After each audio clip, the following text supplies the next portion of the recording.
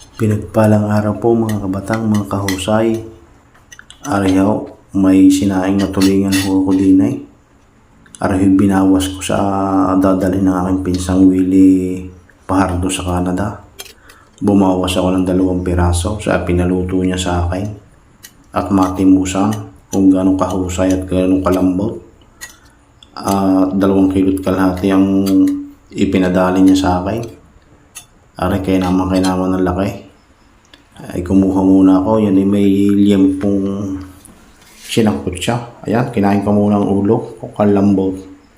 Ayan, nung kakainin ko rin ng tinik, kukuhanin ko. Papakita sa inyo kung gano'ng kalambot. Kahusay, kasarap. Talagang yan ang pinakamasarap na tulingang aking niluto. At aray, 2 tupperware na karneng galakay. Ang ipapadala ko, kita nyo naman ang liyempong yan. Pinagpalang